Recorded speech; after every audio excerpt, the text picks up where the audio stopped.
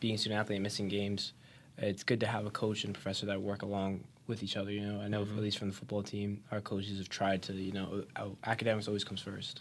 Our schedules are if you had a class during practice, because obviously played on the weekends, but if we had a class that had a conflict, or a practice that had a conflict with class, you always had to go to the class, finish, then come to practice.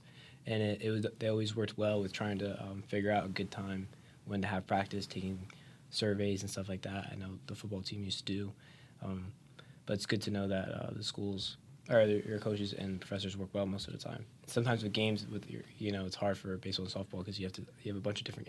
How many games did you guys say you have? 40? 40. Yeah, and it's a lot. I think we're doing 40, yeah. Compared to other sports, so it's good to find that you're able to kind of work around it. And even so, but the good thing about union is we have office hours, and you can go there and work with the professors if you need to or extra time. Professors here are always open, which is good to know. Next thing I want to talk about for student athletes is your support system. How important it is to have someone in your corner, but have your family behind you. If you guys want to speak about anything that really stood out to you about being an athlete, how is it having that support system, getting you through the day, or sometimes being away from your family is tough, and sometimes a phone call could just do so much. Yeah, I think having a support system is necessary, honestly. My family is awesome. I have a twin brother at Holy Cross, and I have a little sister at Rochester, and both my parents have been super, super supportive. I call both of them multiple times a week. I text my siblings every single day, and I get that not everyone is lucky enough to have that, but regardless, I think it's really, really important to have a support system because there's going to be days where you feel on top of the world where you don't need a support system, but just as quick things can turn the other way and you're going to need someone or something to lean back on. So to make sure you don't fall into self-destructive habits, it's important to be able to lean on people and recover from whatever situation you might have been in. I personally have awesome teammates who are all going through the same thing, right? A lot of guys are econ majors, a lot of guys are in some of my classes, so we're all stressed about a test, or we're all worried about the upcoming series, or whatever it is. So I think it's on a team, it's nice to have people that are going through the same things that you're going through for the most part. But I think family is huge. At least for me, it's been really, really awesome. Of course, they're either my mom and dad comes to every single game, which is awesome. They don't have to do that, but it's always nice to have that smiling face. I remember my freshman year, it was our first playoff game, and my dad drove up from Fairfield County, Connecticut, all the way to Ithaca, and awesome. He was bundled up. He was freezing, but he still wanted to come watch me pitch, which is awesome. Even obviously, I know he's there for me, but I've been really, really blessed to have a family like that. It's awesome. Yeah, my family is 100% supportive of me. They come to every game. They took me to every college recruiting camp. They took me to every tournament, every practice, and always there for me, always trying to help me be better, trying to support me be healthy and active and academically as well, always supporting me in the classroom, pushing me, and just they always had their best mind for me. They always had their best intention for me, and I also feel that in my teammates as well, and we all support each other, and that is its own support group as well. And the support from the professors is also a really, really important thing. They're always, you got that email, and I have a really close connection with one of my professors. He always asks about my games and how the season's going and how my arm is doing, and having people reach out and saying hey, great job, I'm supporting you, congrats, how's your arm, that's a really, really important thing, and it really helps me and pushes me through the season for sure. That's awesome. Having sports system is great, and you have your own built-in one with your team. It's very important, to have your teammates with you. Like you said, Chris, they're going through the same thing as you, at the same time, having to deal with classes in 10 weeks and injuries or just dealing with practice, games, stuff goes wrong. It's good to always have those teammates to turn to also, to have your back. You guys want to speak on anything on your team? If you how the support system goes. Is there any like say like family aspects you guys do? Like I know you said you have the ice cream night or other things like that. Yeah, I think it's important to note that even though there's only nine people on the field at one time, and if you're a shortstop, you got 2 or 3 people or 4 people gunning for your position. That doesn't mean they want the worst for you, like in everything else.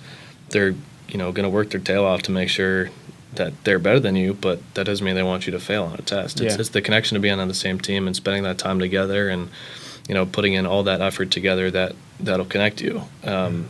So I think it's important to note that just because they want your position, it doesn't mean they want the worst for you.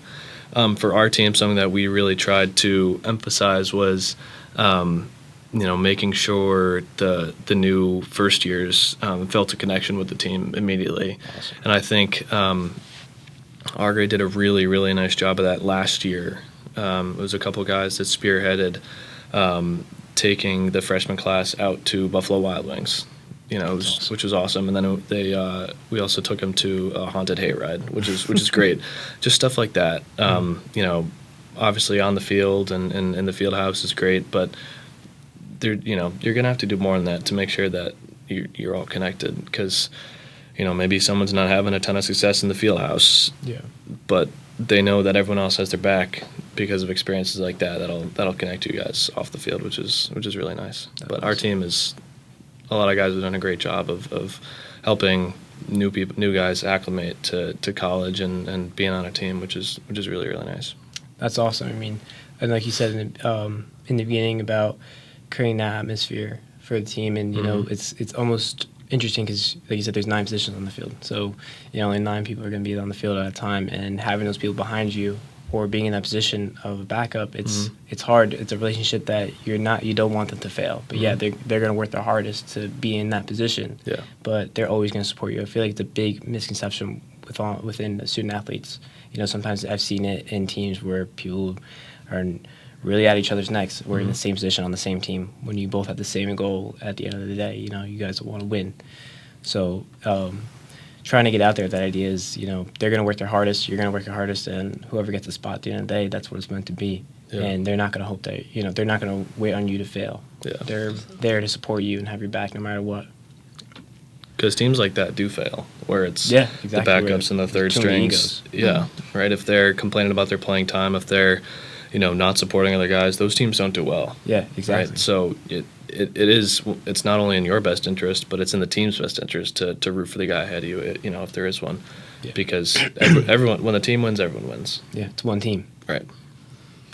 Honestly, this may be an unpopular opinion, but the softball cheers do work. Yeah. I'm not going to lie. It may be annoying, but the loud, rowdy cheers, they do work. That's awesome. And supporting one another like that, and I know you might think it's annoying, but but they work. If you're down, if our team is down and we lose the game, it's like we look at our cheering. How much were we supporting one another? Like verbalizing our support for one another is a really important aspect. Hearing your teammate yell from the dugout, especially I don't know about you, but a really personal connection is when I hear my fellow pitchers really cheering me on, and that really shows how much they support me, how much they care about me, how much they want me to do well is a really, really important factor in it. So I think having that connection with your teammates and having that relationship with your people that are in the same position as you is also just as important as the team as a whole. Yeah, for sure. Yeah, if I can, 2 things. When you say softball cheers, my mind immediately goes to my sister's 12U team when they were cheering, and that's what I had in my team. No. I still remember Annie was 19, so it was hey 19er, hit a line driver, and it was just over and over and over. So I'm assuming it's a little different. That's a good one though. Yeah, a good one. Yeah, it's instilled in me now. But yeah, I totally relate to that as a pitcher. A lot of guys would just go into the dugout after they get their 3 outs, but. And I'll do that most of the time, but sometimes I'll, go into the bullpen because if that's where our guys were last year, and not only will they support me, but they can say, hey, you're dropping your arm sock because they know me well, and I know everyone else just as well because we've all seen each other throw so many times, so they can tell if your mechanics are bad, what's working for you, what's not, because you can only see so much as the one person, especially if you're so dialed in. You might not be able to tell, how's my arm slot? Am I, spinning things just as good as I normally do? So, I totally get that. I hope that didn't pick up my voice crack, but yeah. I think cheers are great. I mean, one thing about being on the football team is the changeover from coaches the past couple of years. Mm-hmm. I felt like the past years, the sideline completely changed. Very engaged with the game. You could hear everybody. Mm-hmm. And being on the field made it, like you said, makes it feel like it's a personal connection, that it's boosting you. And it's something I feel like I've been on a lot of different teams that weren't really supportive of that. Mm-hmm. And being on a couple of teams the past couple of years that were like that, completely game changing. I think is a very positive thing for sports going forward. Absolutely. Now I want to open the floor if you guys have any topics or anything, questions you guys want to talk about at all. I think we touched on this a couple of times, but I think it's just important to note that student athletes do have a lot going on, and how we present ourselves might not necessarily be how we actually feel at the moment. I think there's ebbs and flows. Yeah. You could have a great weekend and then the next weekend have a terrible weekend, but that's just how it goes, right? I mean, that's how sports goes. It's different, and a little bit different in baseball and softball. Like I said, it's a game of failure, but I think it's conversations like these about mental health, about things like what we're talking about that'll help get more people talking about it. How people. I think the lifestyle is 100% glamorized. I think NIL deals and SEC football and everything like that. Changes I think the whole idea. 100%. But I think it's important to realize that a lot of their student athletes are just like the people who aren't student athletes, right? They got the same things going on, right? Yeah. They'll get sad if something bad happens to them, and they'll get happy if something good happens. I think it's just important to note that even if a lot of people just don't see what's going on behind the scenes. Yeah. I think you just have to be able to put yourself inside other people's shoes, and even if you don't know what's going on, you just have to be there for them if they need it, and understand that you might not see everything that's going on. And exactly, the real life feelings, and just a little how you're doing, or just checking in means a lot to a lot of people. I know as I was going through a difficult time, just how you're doing or checking in really made me feel a lot better, because you never know what someone's dealing with inside their head. It could be a serious struggle, or they could be on top of their life, and you have no idea, because sometimes people can put up a front, and really having those people in your corner and the support system to back you up and always check in on you could really mean a huge difference in a lot of people's lives. Mm-hmm. Yeah, I think it is really important to have that support system, like we touched on earlier. And I think being an athlete is definitely glamorized, and I think we're supposed to be always on top of everything, and it's just softball, whatever. But softball can teach you so many things. It doesn't, not even like the mental strength, but the life abilities as well. For me, an example of that is writing an email to a coach when I was a sophomore in high school. Taught me how to write an email for a job application or something 100%. like that. How to address people of authority, and learning that game of failure is really, really important, and has mentally made me so much stronger. Pushing through, accepting failure, moving on from it. Everything can just wrap into the game and apply to any aspect of life as well. Yeah, exactly. I mean, there's countless things I could bring up from being an athlete that some things you just might not learn or take you time to learn, and making sure that people understand that student athletes, we have a lot of pressure going on from being on the field and or being in the classroom. Like everything might seem fine on the field, like everything's doing well, you're being successful, but off the field there's a lot of things that be going on, either in your personal life, in the classroom, or just be little friends, issues like stuff like that I guess the light isn't focused on, and that's what I want to do with this podcast, is kind of get people's stories out there, see what it's like truly to be a student athlete. Yeah, there's great times. You're winning, you're having fun, you're doing very well in your career, but you step off that field, and sometimes it's not. Sometimes you only have the happiness on the field, and the point I believe life is to enjoy life as it is. Which some people have trouble doing. So, and I want people to be more aware of what it's like to be an athlete. That yet, like I said, times are good, but times can also be very bad, and not as many people care, I feel. Yeah. Is there anything else you guys want to speak on at all? Yeah, I was just gonna say, like, being a student athlete, I was just thinking about it's like a part-time job. Yeah. It's like 100%. You're performing. It's 20 to 25 hours a week in the off season. Yeah. And then in season, our Saturdays and Sundays were completely wiped gone. away, right? So We're all gone. it's a lot. It's a lot. But like Mel was talking about earlier, it's gonna help you with writing emails. It's gonna help you with making sure you're eating right and drinking enough water. It's gonna make sure that you have to manage your time well, because if you don't,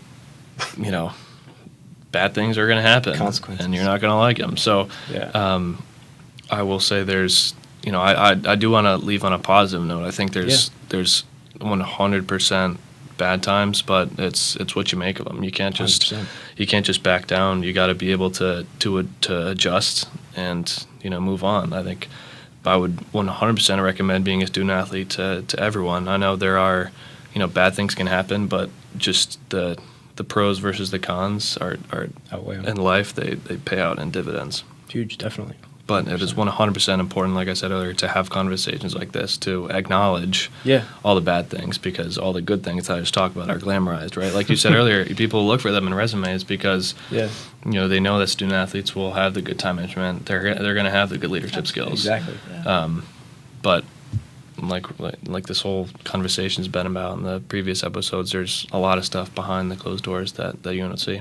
Yeah, and I felt like dealing with my situation last year and what prior issues I've had in high school of dealing with injuries and just sports in general is talking about it. And I found through these podcasts, it's almost kind of healing being able to talk things out or just have these certain conversations. I know last year, talking with a bunch of football guys, we'd have these conversations just in the locker room or in a house in somebody's room, just talking things out, kind of not blowing off steam, but really trying to make sure that we're heard. So I want to make sure I express that or give an outlet to other people that don't have that outlet. Yeah, I really appreciate that. This outlet is really important, and being able to go watch these videos is really, I think, going to be very, very beneficial. Yeah, I think it's one thing to hear it from like the NCAA or just see things on Instagram. It's another thing to I was watching early episodes. It's another thing to see your classmates and other people that go to the same school see how what's going on in their life. So it's 100% really important to have conversations like this, and thank you so much for having us on. It's been great. No problem. Thank you guys for coming on, and it's never an easy thing to talk about, stepping out in your comfort zone a little bit, but it's good, like you said, to have these conversations. And the important thing is these conversations can happen anywhere, just your friends, just like that. Here on campus we have Doc Wally, an lower alumni gym to go talk to if you ever need. He's a great guy. Had a couple conversations with him. You have coaches, other teammates. In Worker Wellness Center, you can speak to your own doctor or therapist on any issues you want, or you can have the private room just to chill out if you need. There's a lot of resources on campus that I feel like not a lot of people are aware of. And for athletes or non-athletes, it doesn't matter. It's important to get your mental health and be able to talk to someone or be able to make sure that you're okay inside. Yeah, no matter what goes on throughout the day. So thank you guys for coming on, and I think we had a great episode. And if you guys ever want to come back, you're more than welcome to. I'm trying to do this as much as I can, so I'll open the invitation whenever you guys want to speak. Thanks, John. Appreciate it. No problem. Yeah. Thank you, guys.